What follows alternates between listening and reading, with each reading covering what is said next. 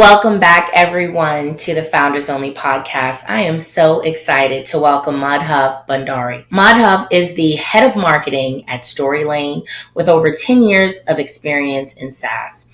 He's driven impressive growth for companies like Hubstaff, where he scaled revenue from 200K to 5 million ARR in just 4 years, and Bonsai, where he tripled ARR in just 2 years. With deep expertise in demand capture and hands-on execution, Madhav has helped multiple SaaS companies growth plateaus and achieve significant ARR milestones. Welcome again, Madhav. Excited to be here, and that was the best podcast intro I've ever gotten. Wonderful. Okay, so let's just jump right in. And can you share your journey to becoming the head of marketing for Storylane? And I want to hear, how you got into marketing, how you got into SaaS marketing. Kind of just give me the whole backstory. So I, right out of college, I wanted to sort of build my own sort of product. I always wanted to be a little bit entrepreneurial. But then I didn't know how to build a company, how to build a business, how to build a product. So the next best thing was like, let me just join a startup. So I think like 12 years back, I joined a very, very early stage startup. Again, the first hire in the startup apart from the founders, and just thought, let me just figure out, how does it take to, let's say, go from zero to like maybe 100K ARR, right? I did that. I learned a bit, and then I used to sort of, start writing a lot about it. And then, I think over the years, I sort of, started taking on roles that, gave me a glimpse of like what would the revenue journey look like, to an even larger level, right? So 0 to 100K, 100K to a million to 5 million, 5 million to 10 million, right? I really just wanted to understand like, how, sort of the business journey evolves and ultimately take that back and build something of my own. So that was how I started, and that's how I've sort of like that's sort of been my journey. So even like and in that entire journey, I was constantly sharing a lot of my learnings. I used to have a blog, I used to have a podcast, and I used to do that a lot. And I think one of the biggest things that helped at that time was just transparently sort of sharing your knowledge. Was probably the most scalable networking activity for me, because I was able to meet these amazing founders across the world, and that's how sort of every subsequent role happened. And so yeah, last year I went fractional. Around 2022, and Storylane was going to be one of the fractional clients I was going to onboard about a year and a half into the journey, and then that sort of converted into, hey, why don't you come full time into the role? So that's how it sort of happened. Okay. So you mentioned, starting with a very, very early stage, pre-revenue, sounds like startup, right? And so I'm curious, what is the hardest range, we'll say? What is the hardest stage or range to scale from, in your opinion? Would you say 0 to 100K, or would you say a million to 5 million? Definitely 0 to 100K. Like, it's so hard. It's just because you're sort of operating on so many assumptions. You don't really know what's going to, like you're sort of selling a Figma screenshot, not really a product. And, there's like these constant learnings and constant sort of, I have a very big respect for somebody who sort of crosses that 0 to 1, because it truly is one of the hardest journeys. Yeah. So if you could,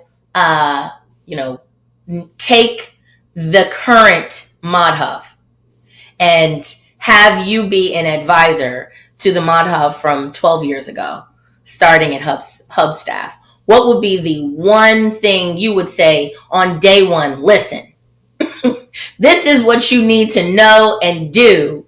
Give me like a 30-second best advice you would give if you're talking to yourself. Yeah. I think it would just be look for the problems that are high priority but low popularity.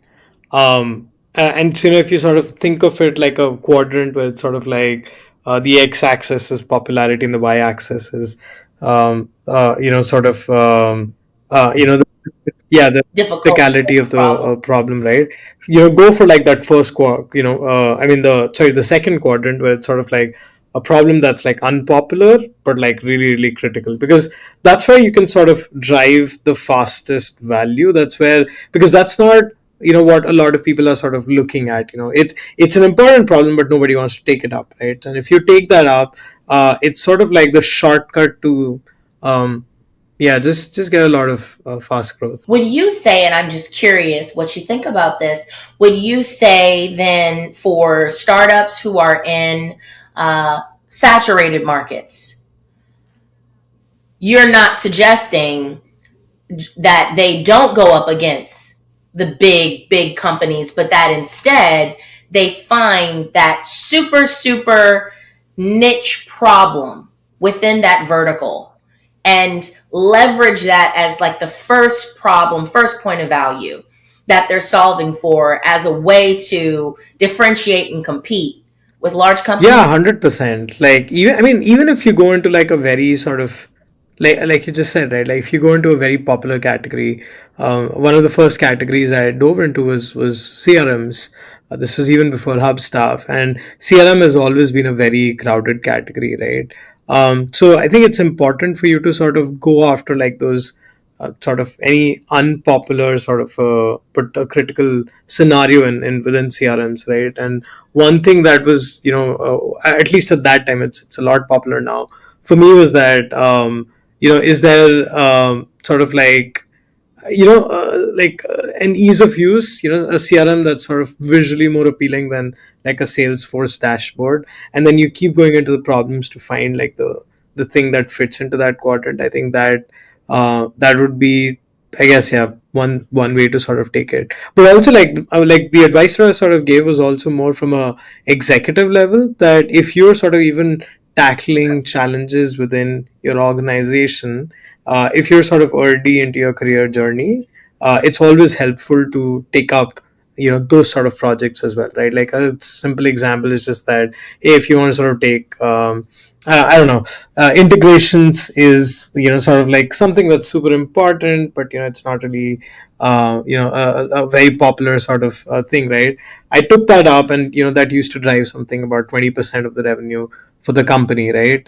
So it is also like a shortcut to sort of just have some fast growth. So there's two bits here. Yeah, totally agree. So, who were you before you? What was your childhood like? What did you study in college? How did you even before you became a professional? Who was Madhav? So I have a computer science engineering background.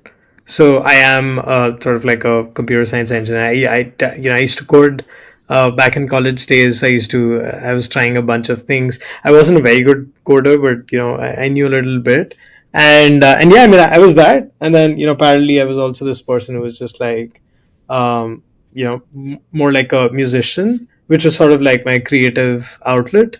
And that's why, like, I think when I sort of look back, right, like the engineering sort of problems were more like the entrepreneurial side, and then the musician side was more of the creative side, and then that sort of all mishmashed into marketing, as I do right. So you are a unicorn, basically.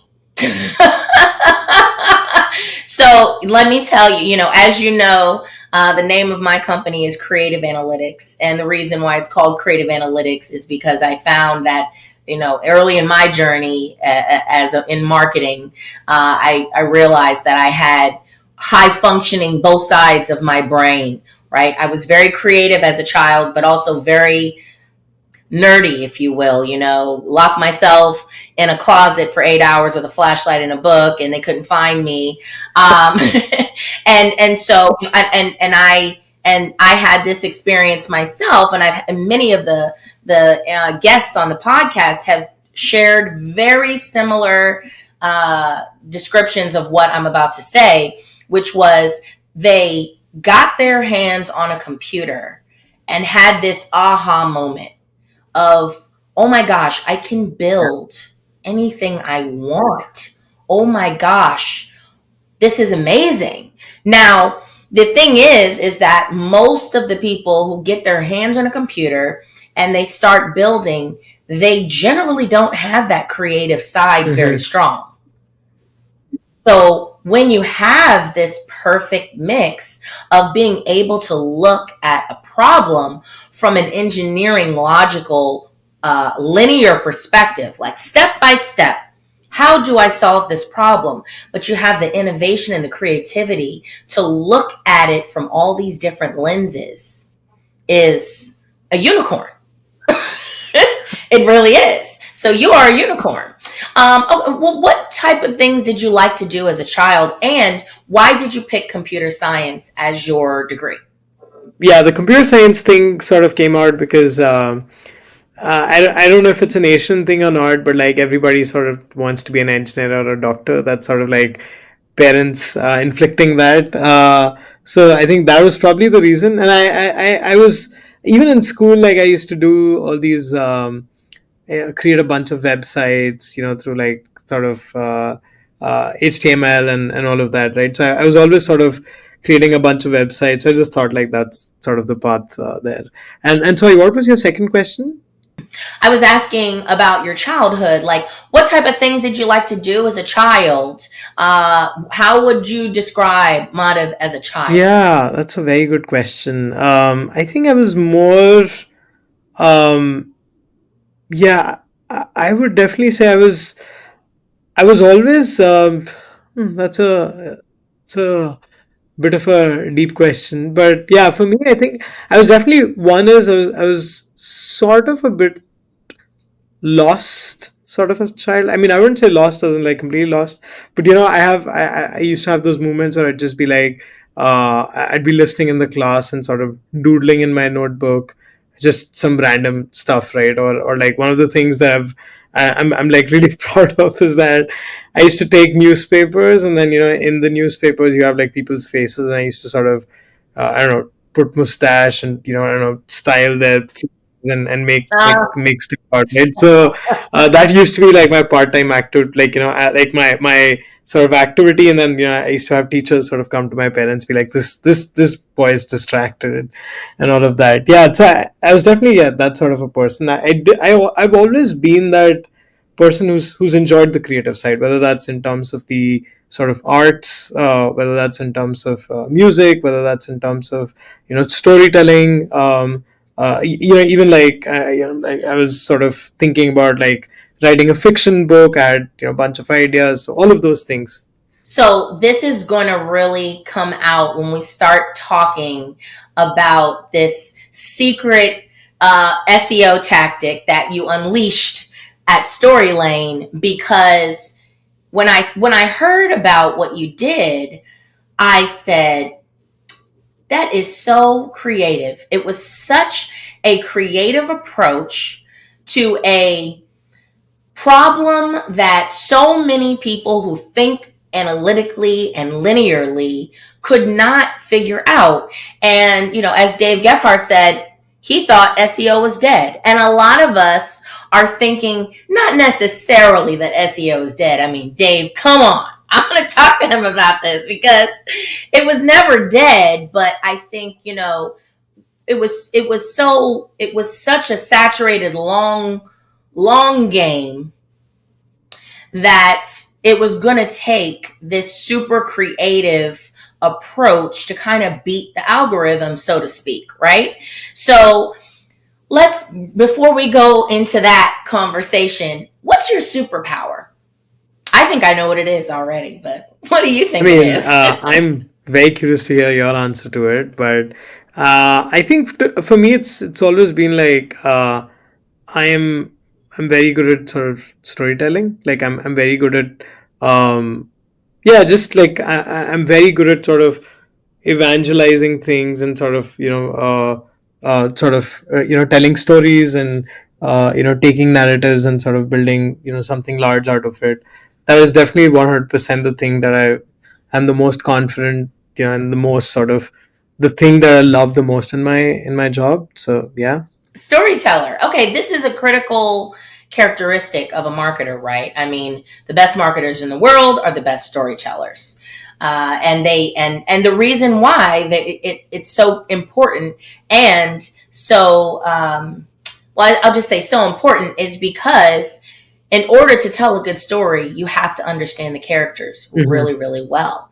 And you have to understand the plot and how to lay the plot out and to paint a picture that is easy for everybody to understand who the characters are, what their Yeah. situation is, and how they had a transformation, 100%. right? So I was going to say, I thought your superpower was creative problem solving, which I could see alignment in storytelling as well. So yeah. Okay, so let's go ahead and talk about this wildly successful SEO tactic that you have implemented in Storylane, growing traffic from 25,000 a month to over 200,000 a month in just 6 months with interactive demos. So, can you break down how this demo led strategy works and what made it so effective? And I want you to start from the perspective of the day you had this idea. Walk me through this day as best as you can Yeah. remember it. I think it may be like day minus 30 of that, but like it's mostly like um, SEO has been like my, so whenever I sort of take on any marketing role, right? Because a lot of my background comes from SEO and sort of the successes I've gotten from my roles in the past. I rely on SEO often to like be the first channel where I'm most confident in, so I'm going to take that, right? And I think about like earlier last year, it was like um, SEO was the strongest sort of channel that that I would invest in at any company. And by the end of last year, it was the least confident channel that I thought I could invest in, because for all the changes that were happening on SEO, whether that's like just the cost to create content is just literally gone down to zero. Everybody's creating content. The SERPs are really bad. Everything was sort of in that weird sort of place. And then I had this conversation with my CEO at Storyline, where he was like, at Storyline, it's an interactive demo tool, and we have two, sort of buying motions. One is a PLG motion where someone can just go in and sort of sign up, put in their credit card, and start using the product, and the other is a sales-led motion. And if you've ever seen any sort of PLG motion, the one critical thing there is that once you've sort of optimized your conversion points through the funnel, you just need a shit ton of traffic, relevant traffic, but you need a ton of traffic for the volume to start making sense for you. And we just didn't have enough. So just for context, I think last year, or even actually till like March of this year, we were somewhere about 25,000 a month in traffic, and this was after 3 years of effort with traditional blogs and working with writers and working with agencies and doing a bunch of those things. And it was very similar to the experience I've had in the past, where blog SEO takes years, for it to sort of grow to a certain level. HubSpot's been doing it for years, for decades now. So, and if and I think one thing that my CEO and I, had that discussion is that, listen, if we want to sort of double, triple, quadruple our PLG sort of thing, we can't just rely on blog SEO, because that's going to take forever. It's going to take a long, long time, and we just, we like, I think it was more like we just need to sort of innovate, think a little differently. And I think that's when I was, we're always riffing on ideas. Like I roughly have about 20% of my budget, which I allocate to like this marketing R&D, which is just riffing on ideas, chat with people, and then we just keep trying different things, right? And one of the ideas that came was sort of like this radical idea that um, Google, like everybody in SEO talks about, you should give a great experience, and solve the the problem, or the question or the searcher intent in the best possible way. And then there's contradicting opinions on that, where people say that, oh, you should have this much text, and you should have like these text mentions and all of that, right? And then we just had this idea that let's just create a bunch of pages, but instead of adding text in there, which everybody's doing anyway, let's focus on the page experience and actually just replace them with an interactive demo. So think of like a page where like 90% of the page is just an interactive demo going step by step, and then maybe like 30, 40 words of text to support a little bit of that. And we thought, let's just try it with maybe 50 or 100 pages. And the goal that we had was we get to 100K a month in traffic, right? Which would be obviously like 5x of what we had, 4 5x. And what was interesting was that when we actually did that, we smashed that goal in a month and a half. So we crossed 100K a month in traffic, yeah, in Insane. just about 45 days. And then I was like, okay, this is interesting. And this is also sort of going against the traditional SEO would say that why are you cutting out text on the blog? But now Google is saying, no, we like this. We like this new page experience, right? And so then it was just more like, okay, if something's working, let's just, double down and sort of scale the operations on that one. So that's how it started.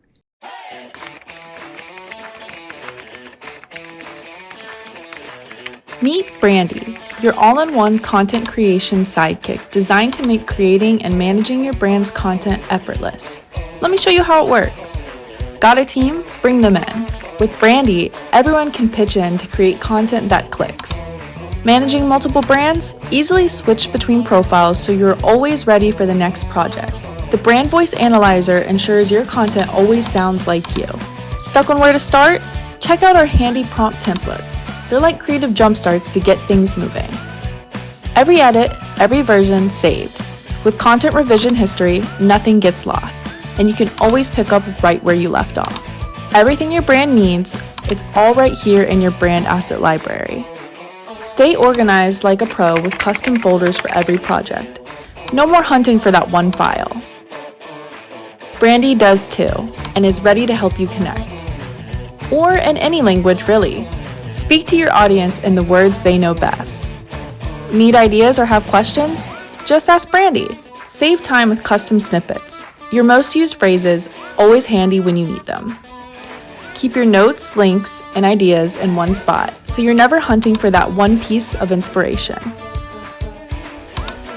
Get personalized content tips and SEO strategies to help your brand stand out online. Join Brandy today and make your content creation smarter, faster, and better. Let's create something amazing.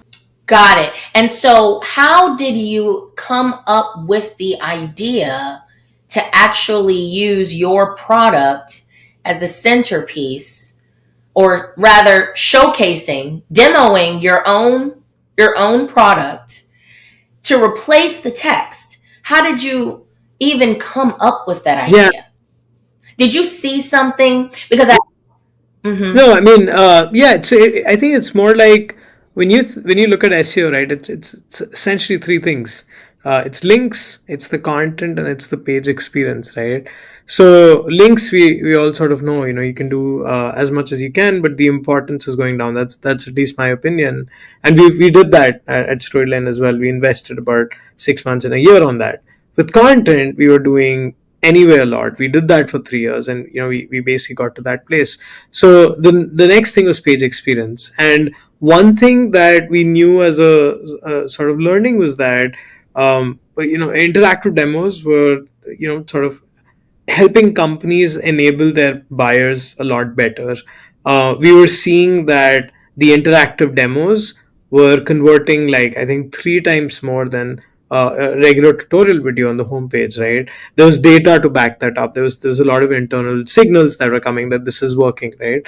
And so really what happened there was that, okay, if buyers are liking this, then maybe the buyers would also like if, instead of them sort of reading like this 10-minute article which just goes on and on and on, if you could shorten it into like this 1-minute piece where they can sort of engage with it, right? There's two benefits. The time to value sort of gets lower, and then the other thing is you're not boring the visitor. The visitor doesn't have to read through like long blocks of text. Instead, they have to sort of click through and find the next piece of information, right? So that will sort of force them to keep engaging with the content and keep them sort of active in there, right? So it was just like that sort of hypothesis where we felt that there was a certain subset of keywords that were interesting to sort of try this experiment with. And I will also say that when you're sort of trying to grow your PLG revenue, right? And when my CEO told me that, I started looking at some of the other PLG companies and what they did to sort of grow their traffic, right? So I looked at Zapier, which had this integration keyword strategy, which got them to like 1 million investors in like in a year or something. And then I looked at another company called ScribeHow, which was basically I think they sort of created Yep. certain guides, which was slightly different. And then I looked at a bunch of PLG companies, and I think through that I found the more concrete idea of like adding the interactive demos on the page, as well as the keywords that would support that. So it's so funny you mentioned ScribeHow. I didn't know you were going to mention ScribeHow. And when I first listened to you explain on another podcast, the first thing I thought of was ScribeHow. Like, what if somebody took ScribeHow and somehow programmatically was able to get it to write out the text step by step as well? But anyway, so what I find so interesting about what you're saying is that it sounds like what you're saying is that you literally were trying to improve the page experience and the customer experience. And that was your single-minded focus. It just so happened that you also were demoing your own product as a part of that. That's amazing. That is amazing. That is amazing. Do you realize how amazing it is? I've gotten the feedback after, I was like, okay, this is such a smart way to advertise the product. But like at that time, it was just like, okay, like it was more like, hey, we're gonna try to sort of solve it, right? And it wasn't really, we weren't thinking too much. Like the only thing that I did in the page at that time was that, hey, we created this demo in like 8 minutes or 6 minutes, and you can create yours, right? So it was more like, you see this technology, and if you want to try it, you can do that. But the more focus was on the content side. We didn't really expect, like I would expect, okay, maybe some of those would sort of convert, but yeah, I think the more people say it, the more I'm like, wow, that's pretty good. Hey, pat yourself on the back when you deserve it. That's what I say. Okay, so let's try to unpack this step by step a little bit, just so that our listeners can actually do it, however they choose to do it. So my understanding is that you kind of zeroed in on these kind of how-to variable keywords, right? So like we're going to use how-tos as kind of the overall template structure of the content, if you will. And so so you already had a persona that you were trying to optimize the content for, product managers, right? Or product marketing, product marketers, right? And so basically you're trying to give them all the how-to content that they would be interested in specifically. So how did you get into this keyword strategy from that point, knowing, okay, I'm focusing on how-tos for product marketers? Where do I start with generating a list of potential keyword variations and phrases that I can start to leverage as the target key phrases for the pages that I'm Yeah, developing? so I think it was more like, I think I always knew the best way to sort of, the best cluster to take up would be um, a how to about tools. Like, for example, like, how do I use chat gpt, or how do I sort of create a filter in Google search console, right? These are real problems that product marketers are searching for. And but I didn't know like how many keywords were in there. I just knew that there was a tool focused strategy that we could go for, because that would 100% make us reach that audience. I mean, like if you go with a regular sort of how to, like, hey, I don't know, how do I do competitive positioning, right? Those sort of things, blogs are already fighting it out. It's a bloodbath out there. You don't have to, like, I just didn't want to get into all that mess. We did that, we're still doing that. It's slow, it takes time, right? But then they're like, if you go into any sort of keyword tool, right, there's always like, you always have to look at these, I would say, like these long short massive monster opportunities, which are like, where you can sort of create 10,000 or maybe 20,000 pages and still be able to reach that particular ICP, right? So we knew we wanted to reach product marketers. We knew I didn't want to get into that. I wanted to find a cluster where there was volume, but there was no competition, and it'd be and that could support this demo-led SEO use case. And then I started looking at like all of the tools that product marketers would typically use in their day. So it's it was easy because I was a product marketer myself. So sort of like I looked at Mixpanel, I looked at Slack, Canva, Canva, yeah, Google right? Analytics, all of that, right? Sure. Boom. Yeah. Mm-hmm. So it was just, yeah, it was like there were like these primary keywords, and then I looked at that cluster, and I actually went through like maybe 50, 60 tools, and I found that there were some tools that had a shit ton of volume, and that we could go after, and that would 100% reach a product marketer. And then there were certain tools that were a lot more enterprise friendly. For example, we would definitely see a lot of product marketers maybe using a Marketo, or they might be using an Apollo, or they might be using Salesforce in a way that like for example, we might have them sort of using custom fields in Salesforce or something, right? And these were like low volume clusters, but I knew if somebody's using a Salesforce, it's going to be an enterprise company. So we just took like a cluster of like these 4 or 5 and created a portfolio. We're like, hey, we're just going to go after these tools. Let's try it out as an experiment. So for us, like I think initially it was I think it was Google Analytics, it was Salesforce, it was HubSpot, it was Mailchimp. I think it's sort of covering all the life cycle. And I think we tried 20 of all of these and just put it out there. And just we're like, let's observe what happens there. So then, as an example, just to make sure that I'm clear, let's just take Mixpanel, right? So you're going to do keyword research to figure out first of all, what are all of the how-to related keyword searches related to Mixpanel. Then you are filtering through that list based on keyword difficulty and keyword volume. Correct. Yeah. So, I would start with brand term, Okay. and then I would just filter it by what are the how-to sort of keywords in it. Yeah. Sure. Yeah. Got it. Okay. And so then how did you, this is obviously the most difficult part of the problem now. How are you creating all these videos? That's gotta be the hardest part. And before you even explain that, how many pages approximately right now do you have using this structure? Yeah, I think we crossed about 3,000 pages per last week.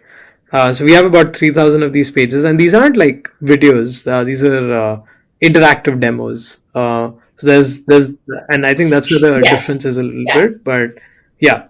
So Storylane creates these interactive, clickable demos. They're not videos, excuse me, but basically they allow the user to interact with a demo in the frame of a video. It looks like a video, but it's not a video. It's actually them clicking through step by step to complete a process or interact with a feature or function of a Correct. Yeah, it's sort of, think of it more like a front end replica of the product, right? So there's a simple difference to it, right? Like the video is, there's a place there for it, right? But I generally feel that the product tutorial videos are sort of I think on a very high level, if you've ever seen like Descripts video or something where there's like a high production value, that's great. And that I think that serves the top of the funnel buyers, works really well for interact demos. But when you look at the more bottom of the funnel videos, whether it's like a 10-minute demo, right? It's a very passive viewing experience for the buyer. They're sort of they click on the start and they have to watch it through the end. If they want to sort of zero in on like one particular thing and just sort of skip the rest, they can't really do that, right? Or if they want to sort of spend some time there, or if they just want to interact, it's not possible with video. And with demos, what it allows them is more of an active engagement. They can choose, okay, I don't want to go through everything. I'm just particularly interested in analytics, and I'm particularly interested in this bit, and then they can just go and spend more of their time there, right? So And we've generally seen more sort of engagement coming from that. So that's sort of like the difference between what a video and a demo, and what are the pros and cons of both. I see. So I've used your product just a little bit, just to get familiar with it. So is it right then you're saying that if I'm inside or if I'm using a this interface right now from Storylane, I can actually kind of continue a user path, so to speak, on a specific part of that? I didn't think I realized that. It seemed very guided. When I used it myself, it seems like, okay, click here, now click here, now click here. So you're saying that the user can actually say, no, I actually want to deep dive into this. They can continue on that way. Yeah. So it's sort of like, that's what product tours, where you can sort of it's almost like a choose your own adventure sort of thing. You have a menu, and then you decide, okay, here are all these paths that I can take, right? And then you can decide that, okay, I want to skip the basic UI, and I want to skip this, that, and then just focus on that one path. And then, see, there are sort of guides that you can put there, but it can also be like just a sort of a real product where you can actually, click on a button and it takes you to that button, or you can go and type some text and it actually types the text. So it literally looks and feels 100% like the actual product. Okay. Now, for the people who are thinking like me and are like, after I watch this video, I'm going to go and sign up for Storylane so that I can implement something like this for my own SEO strategy for my own product, right? What is the pricing structure? I don't need to necessarily know the price, the actual dollar price, but what is the pricing structure for Storylane? Like, is it based on number of uses? Is it based on number of produced demos? How is the pricing structure? It's based on the number of seats. You can have we provide unlimited demos even for like the big plan. Wow. Yeah, because interactive demo as a category is sort of still growing. We don't want to sort of limit people onto the demos. It's them sort of adopting that. So it's always on per seat basis. That's how we sort of go with it. And then even within interactive demos, right, it's sort of like a vast world, right? Like one, you have multiple types of it. Like one is sort of like screenshot based demos, which is sort of like what you were explaining initially. It's sort of like you engaging with like screen, like it's sort of like guides within like different screenshots of the product, right? So it looks like the product, Okay. but it's not like the product. And then there's the capture, which is a front end replica. That's the one where I said you can scroll, you can type text, you can sort of use it like an actual product, right? So I think and yeah, so that's what, like, we categorize them as two separate products, and those have like different pricing for that. So yeah, but it's always per seat.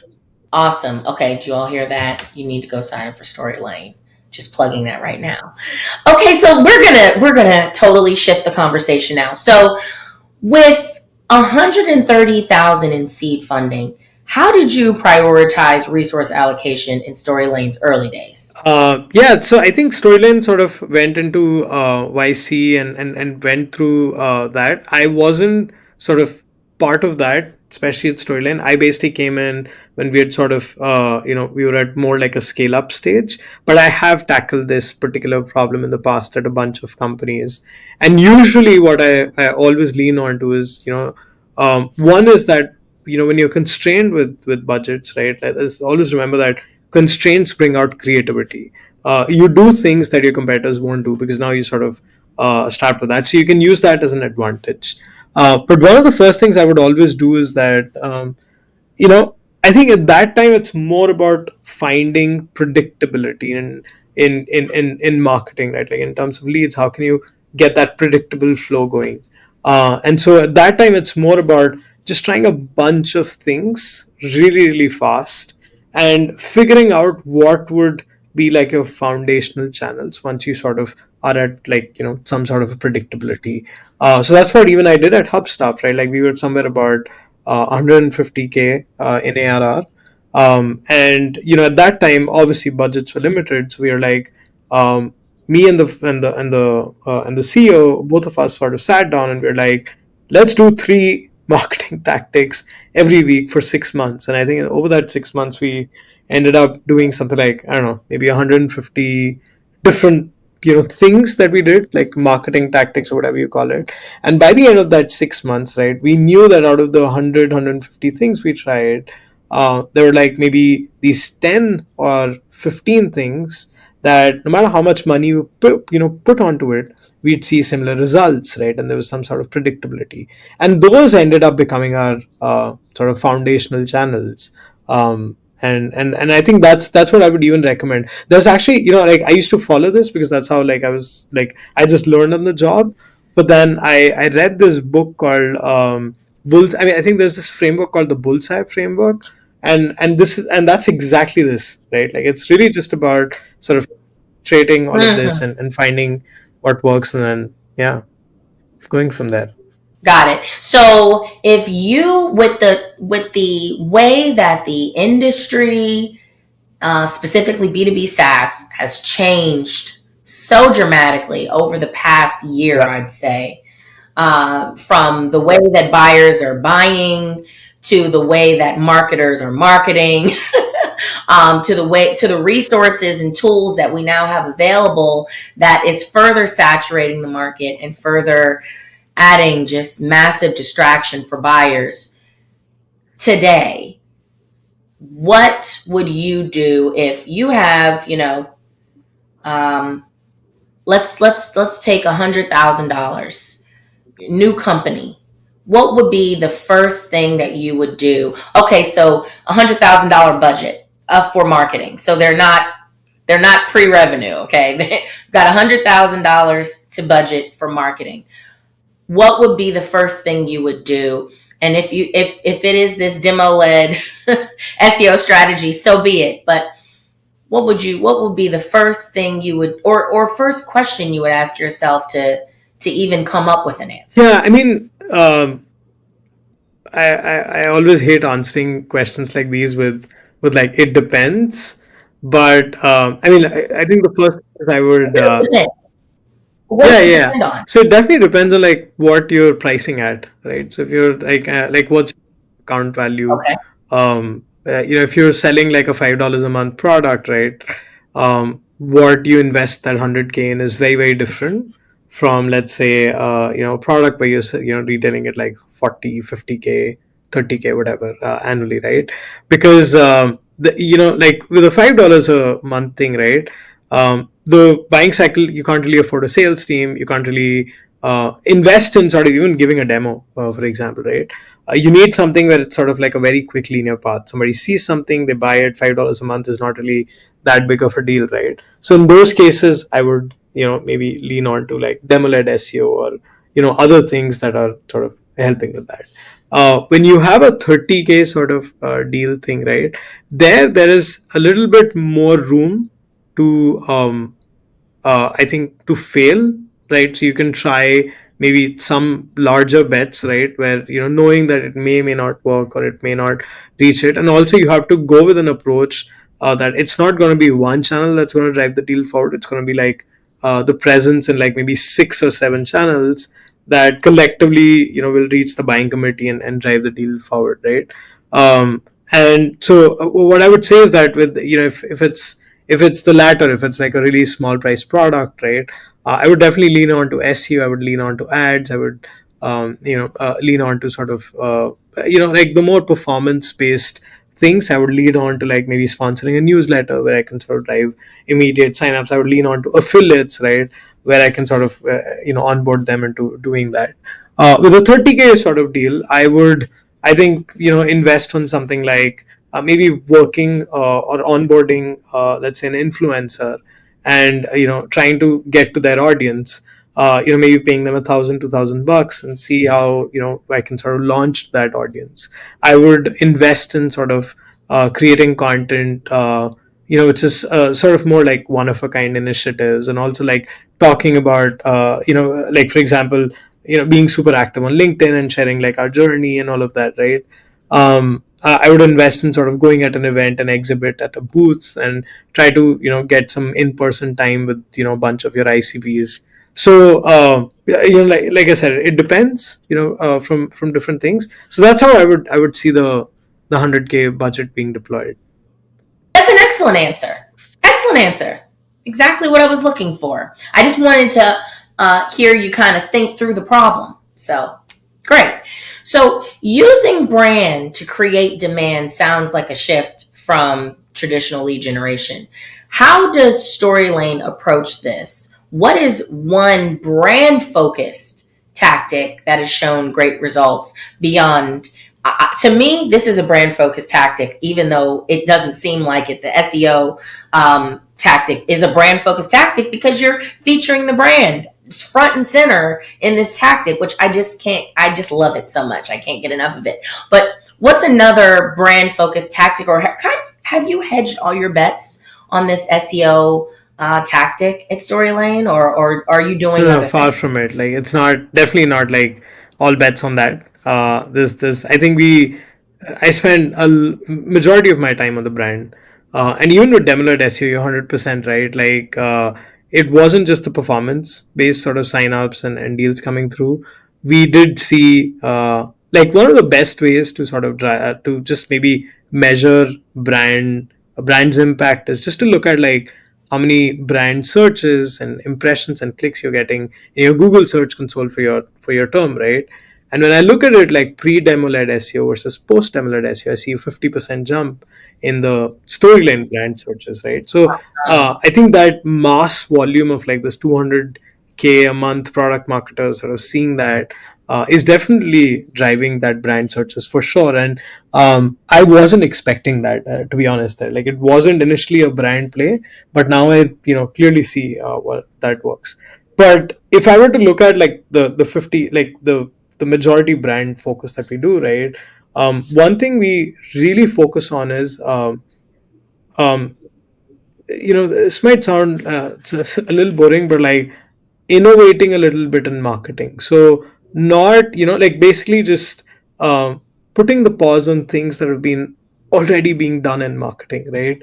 Like, for example, you think about a classic comparison page where, on the left where you are at, and you're like all green ticks, and then on the right there's a competitor which is like all red crosses, right?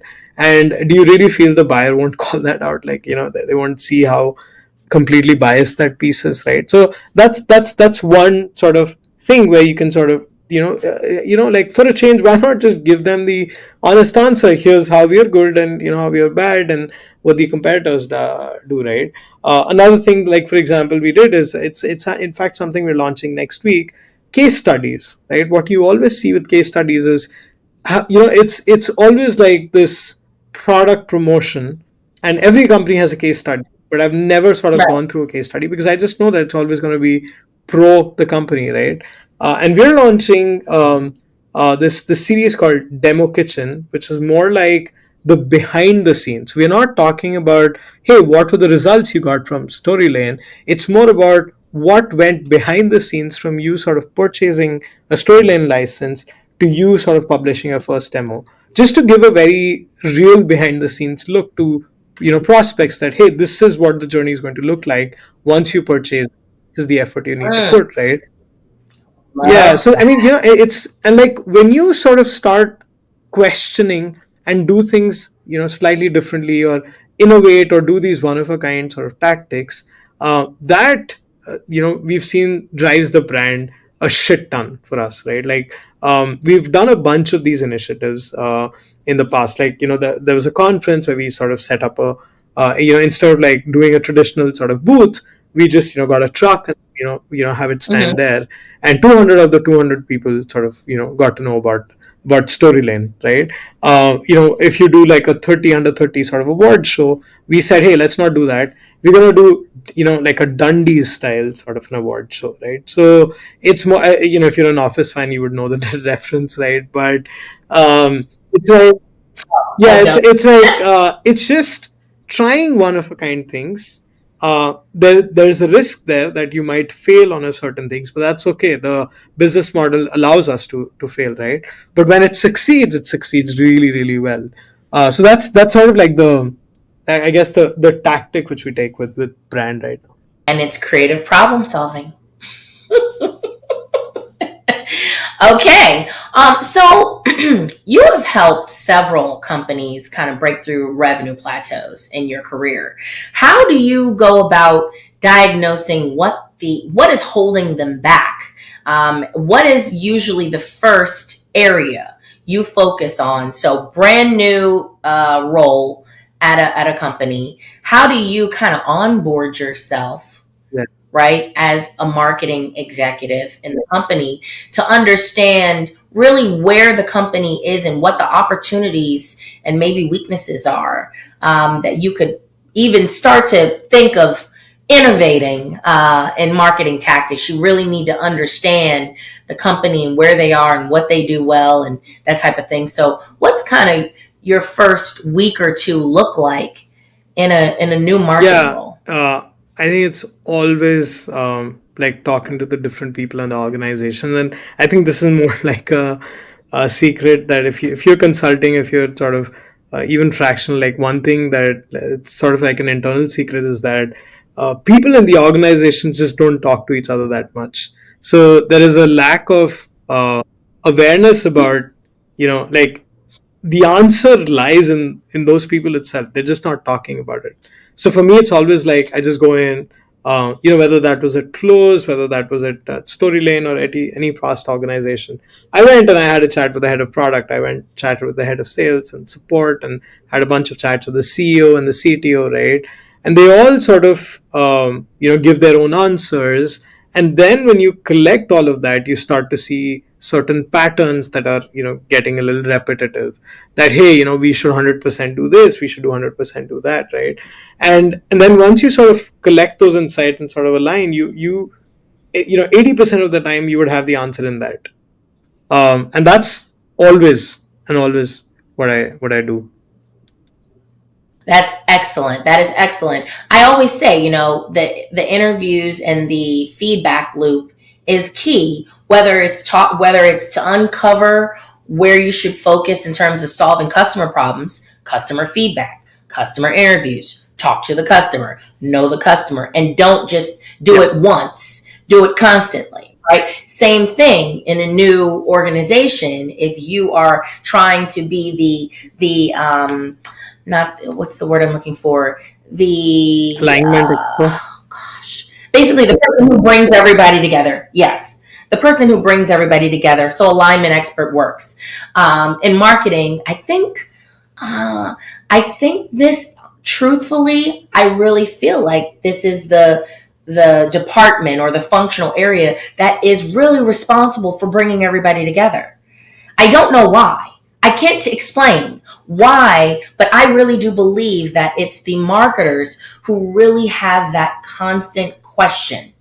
They're always trying to solve these problems. And I feel no offense to the sales and the customer success people, but I just feel like their role is just a little bit different. It's not based in constant questioning where marketing is. It's constant exploration, innovation, questioning, trying to quickly get data and come up with okay, is this working? Is it not working? How do we pivot quickly? How do we optimize?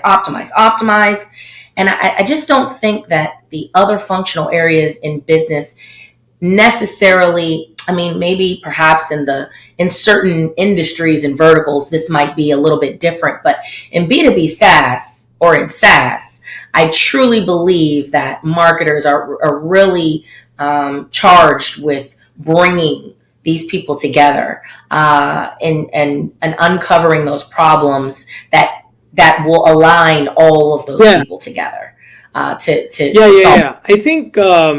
yeah. I think marketing is probably like they're the ones that are sort of thinking a little bit more higher level on the business side of the company, right? Like how do we sort of grow as a business? Where do we sort of get the leads from and all of that, right? And that's why maybe a lot of questioning comes, right?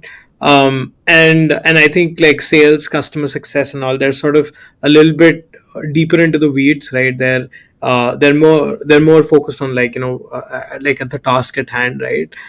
So I think that might be the reason, right? But But I also feel that, like, anytime I'm sort of having these conversations with people or customers, right? Like, one thing just to always remember is that if you go into the call expecting some sort of a unique insight every single time, it's never going to happen like that. Like, what usually happens with me as well is just that, I would do 10 or maybe 15 calls, right?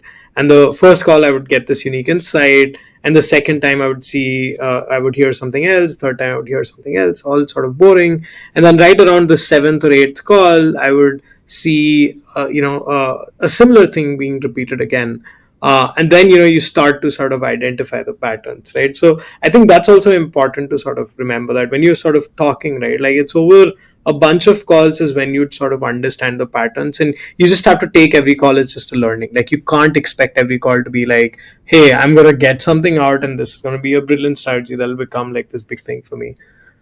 Sure. Yeah. And I think, now that I've said what I said, I think your response to my point was a better way to say it.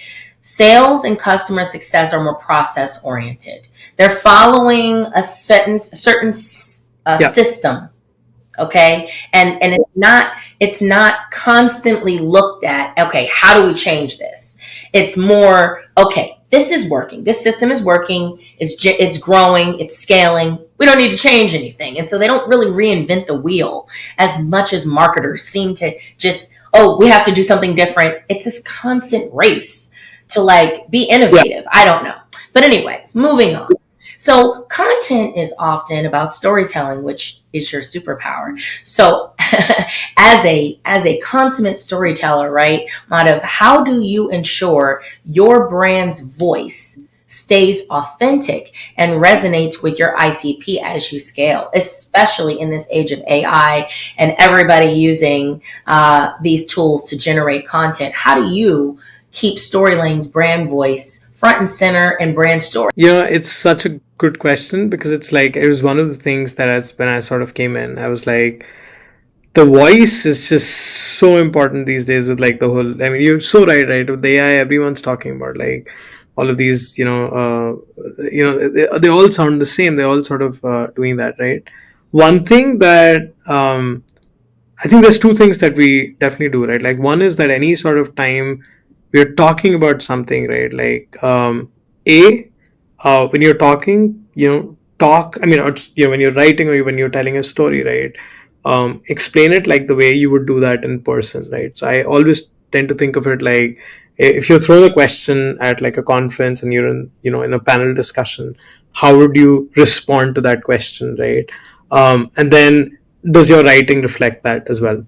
I think that's a sort of good way to understand, is your voice in that writing or not. I think that definitely comes first, but then there's going to be many different voices. There's going to be many different tones that will be from different individuals in the organization. So that's when sort of like this, brand voice and tone conversation comes in, right? So me, my head of brand, our marketing, our CEO, we all sort of sat down, and then we just sort of, thought about like, let's just, have a real conversation. Like, what do our ICPs care about? What does the sort of tone, do they like? What is the tone that aligns to our strengths? What is the tone that we also sort of vibe with, right? And then, you sort of come to like a place where it's like, even for us, like, for us, it was, like, we don't want to be, talking fluff. Like that was the thing that was like, we're not going to use words like wizardry and this and that, right? We're not going to go overuse memes and all of that. So once you have that voice and tone document, once you start talking like how you would talk, that is always the best place for do that. Like, I always even give that feedback to my writers, right? Like, don't sound like AI. Like today, like that's the advantage, like today, just sound like who you are, right? Like, bring that expertise, bring that voice. Don't sound like a soulless person. So yeah. Have you implemented at Storylane? Have you all implemented any kind of compliance or kind of tool or resource or system to kind of check the content you're putting out? Because I'm thinking, as you're scaling, creating these demo-led pages, right, with SEO tactics as an example, you have to write a description. You have to write some content on the page. Obviously, it's not a text heavy page because the demo is front and center. But how do you even write or check?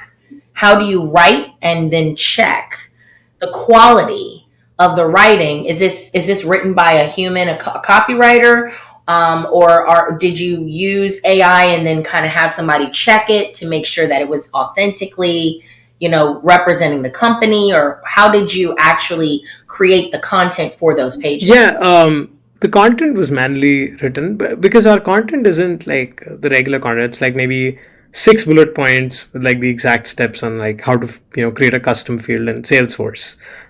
So it's very like direct. It doesn't really need a lot of like a mastery in writing the content. But you know I will say this with a disclaimer, like we haven't figured this out 100%. Like it's always a work in progress, and there are always slips here and there. But we do have like our brand team is almost like gatekeepers of any messaging that goes out, right? So whether that's within our ads, whether that's in terms of any brand campaign, or whether that's in terms of newsletters or blog content, everything has like a second pair of eyes from somebody from the brand team. And if it doesn't align, that we give that feedback and we work towards it so that it sort of sounds. But obviously the difficulty there is that you don't have enough pair of hands on the brand to be able to review everything. So we just try to focus on the 80-20 there, like the 20% messaging items that drive like 80% of the sort of viewership and eyes on it, and we just tend like the brand team sort of gatekeeps that. Are you saying that there is no description before the bullet points? Like there's no like short, 2 or 3 sentences to say, here's how wow, okay, it's super like bite size, to the point, actionable content that you're writing. Got it. Okay. So what is one book, podcast, or resource that has profoundly impacted your perspective and mindset as a marketer? Book I would recommend is the 80-20 rule. I mentioned that earlier, but that's been sort of like my savior. Like I just love it. I die by it. I love the 80-20 rule. I use it whether that's in terms of like management, whether that's in terms of brand, marketing, business, personal productivity, everything is around the 80-20. And then that's sort of like just the best way to not get overwhelmed and focus on the things that matter. So I would, I think it's called the Pareto Principle book or something. You can just look for it, but it is one of the best books you can ever read, at least according to me. And then in terms of the podcast, I think so. There's somebody called Chris Walker from Refine Labs, and he had this he has this demand gen podcast, and even though every demand gen person would refer to him, he's particularly significant to me because it was for me like maybe about 2 years ago, right? Like I was I just felt everything was very repetitive in marketing, and I just sort of lost that interest, and I needed a fresh point of view and like how, or a fresh pair of eyes on like how does marketing look like in today's world, right? Because things are changing quite a lot. And Chris Walker and his podcast and the episodes was that for me. So like I think there was a period where I think for like 4 weeks every day I was listening to 1 or 2 episodes, because it was just like it was eye-opening for me, like the way he was sort of thinking about demand gen. And a lot of that comes down to even what I'm doing today. So if you're sort of looking to sort of if you're from that era where growth hackers and inbound.org used to exist, and you sort of operate with that playbook and you're looking to transition to what the new playbook looked like, I would definitely recommend listening to that. I think it's called the Vitals podcast or something like that. Yes. Okay. And where can people find you on social? I am very active on LinkedIn. So you can just search for Madhav Storylane or Madhav Bhandari. Just search for it. I'll be there. And you can just connect with me. You can even, just like I'm very active there. So you would usually hear back from me like any second. Well, thank you so much for joining me today. This was one of my most insightful episodes. I hope it was just as insightful for all of the listeners.